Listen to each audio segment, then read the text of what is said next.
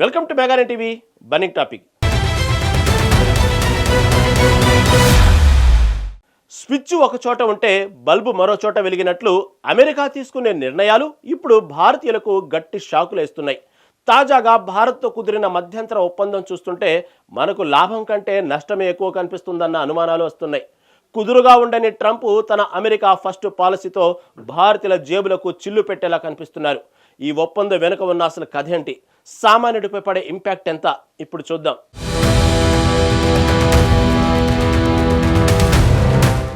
America Bharat మధ్య ఎట్టకేలకు మధ్యంతర వాణిజ్య ఒప్పందం కుదిరింది. ఈ పూర్తిస్థాయి ట్రేడ్ డీల్ కాదు కానీ ప్రాథమిక అడుగు. ఈ డీల్ వెనుక పెద్ద ప్లానింగ్ ఉంది. అమెరికా ప్రస్తుతం భారత ఉత్పత్తులపై విధిస్తున్న టారిఫ్లను 25% నుంచి 18% తగ్గించేందుకు గ్రీన్ సిగ్నల్ ఇచ్చింది. దీనివల్ల మనకు వచ్చే అడ్వాంటేజ్ ఏంటంటే భారత్ నుంచి అమెరికాకు వెళ్లే ఎగుమతులపై ట్యాక్స్ భారం తగ్గుతుంది. ఫలితంగా అక్కడ మన వస్తువులు తక్కువ ధరకే లభిస్తాయి.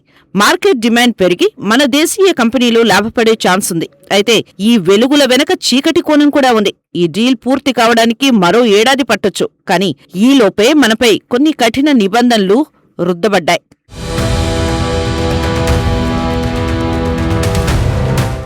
మధ్యంతర ట్రేడ్ డీల్లో భాగంగా మనం అతి త్వరలోనే అమెరికా నుంచి చమురు, ఎల్ఎన్జీ గ్యాస్ వంటివి కొంటాం. వీటిని దిగుమతి చేసుకునేందుకు మన కేంద్ర ప్రభుత్వం ఒప్పుకుంది. అంటే మనం ఇకపై రష్యా నుంచి అత్యంత చౌకగా వచ్చే చమురు కొనుగోళ్లు తగ్గించేసుకుని ఎక్కువ ధరకు అమెరికా నుంచి కొంటాం. రిపోర్ట్ల ప్రకారం భారత్ అమెరికా నుంచి $500 బిలియన్ విలువైన ఇంధనం, విమానాలు, సాంకేతిక ఉత్పత్తుల్ని కొంటుంది. దీనివల్ల మన రోజువారీ పెట్రోల్, డీజిల్ ధరలు పెరగగలవు. అలాగే వంట గ్యాస్ ధరలు కూడా పెరగగలవు. ఎలాగో చూద్దాం.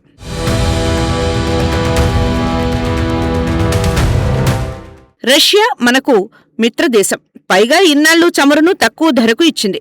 దాంతో అక్కడి నుంచి ఓడల్లో మనం చమురును తెప్పించుకున్నాం. కాబట్టి పెట్రోల్ ధరలు మరింత పెరగకుండా స్థిరంగా ఉన్నాయి. అవేమీ తక్కువ ధరతో లేవు. అయినప్పటికీ అలాగే భరిస్తూ ఉన్నాం. కానీ అమెరికా వల్ల ఇక మనం రష్యా నుంచి చమురు కొనుగోళ్లు భారీగా తగ్గించేస్తాం. కానీ ఎక్కడో దూరంగా ఉన్న అమెరికా నుంచి కొంటాం. అమెరికా ఎక్కువ ధరకు చమురు, గ్యాస్ అమ్మే ప్రమాదం ఉంది. అలాగే ఓడల్లో తరలించేందుకు కూడా ఎక్కువ ఖర్చు అవ్వగలదు. అప్పుడు ఆటోమేటిక్ గా ఆ ఖర్చుల భారం ప్రజలపై పడుతుంది. పెట్రోల్, డీజిల్, వంట గ్యాస్ ధరలు ఇలా పెరిగే సంకేతాలున్నాయి. అయితే ఖచ్చితంగా పెరుగుతాయి అనే గ్యారంటీ లేదు. ఎందుకంటే కేంద్రం ప్రజలపై భారం పడకుండా చూసుకుంటాం అంటోంది.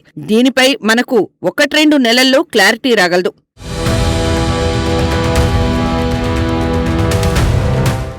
ఈ మధ్యంతర ట్రేడ్ డీల్లో భాగంగా ఇండియా అమెరికాకి చాలా ప్రయోజనాలు కలిగించబోతోంది. ముఖ్యంగా అమెరికా నుంచి వచ్చే ఉత్పత్తులపై టారిఫ్ ని పూర్తిగా ఎత్తేయాలి అనుకుంటోంది. అందువల్ల అమెరికా ఉత్పత్తులు ఇండియాలో కాస్త తక్కువ ధరకు లభిస్తాయి. వాటిని మనం తక్కువ ధరలకు కొంటాం. అప్పుడు ఏమవుతుంది? ఇండియాలో ఆ ఉత్పత్తులు తయారు చేసే కంపెనీలకు దెబ్బ పడుతుంది.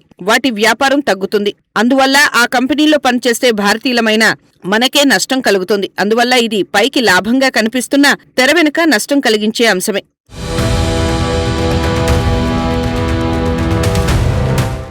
భారత్లో రైతులపై పెద్ద పిడుగు పడబోతోంది. వాళ్లకు ఇంకా ఈ ప్రళయం గురించి పూర్తిగా ఐడియా వచ్చినట్లు లేదు. లేదంటే ఈపాటికే ధర్నాలు చేసేవారు. అమెరికా పుణ్యమాని ఇండియాకి పత్తి, సోయా, మొక్కజొన్న లాంటి వ్యవసాయ ఉత్పత్తులు అతి తక్కువ ధరకు ఇండియాకు రాబోతున్నాయి.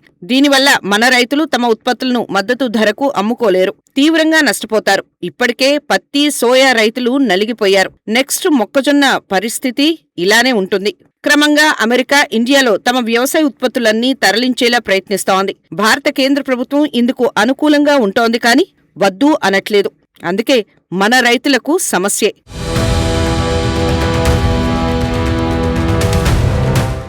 కేంద్ర ప్రభుత్వం నిస్సహాయ స్థితిలో ఉంది. ఎందుకంటే అమెరికా కంటే భారత్ తన ఉత్పత్తుల్ని ఎక్కువగా అమెరికాకి ఎగుమతి చేస్తోంది. కానీ అమెరికా నుంచి మనకు దిగుమతులు ఇన్నాళ్లు తక్కువగా ఉన్నాయి. దీనివల్ల అమెరికాపై వాణిజ్య లోటు భారం పడుతోంది. దాంతో ట్రంప్ ఈ పరిస్థితి మారాలని గోల పెట్టేస్తున్నారు.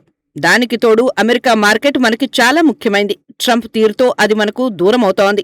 దానివల్ల మనకు తీవ్ర నష్టం రాగలదు. అలా అవ్వకూడదంటే ట్రంప్ పెట్టే కండిషన్లను ఒప్పుకోవాల్సి వస్తోందని కేంద్రం చెబుతోంది. ఇంకో 3 ఏళ్లైతే ట్రంప్ పదవీకాలం ముగుస్తుంది. ఆ తర్వాత వచ్చే ప్రభుత్వంతో అన్నీ సరిగ్గా సెట్ చేసుకోవచ్చు అని కేంద్రం ప్లాన్ చేస్తోంది. ఇలా కేంద్రం ట్రంప్తో బలంగా పోరాడే పరిస్థితి లేక కొంత రాజీ పడుతోంది.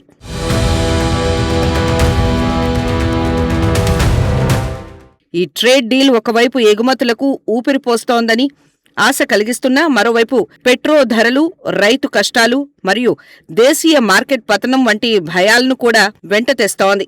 ట్రంప్ విసిరిన ఈ ట్రేడ్ నెట్ నుంచి భారత్ ఎలా బయటపడుతుందో చూడాలి.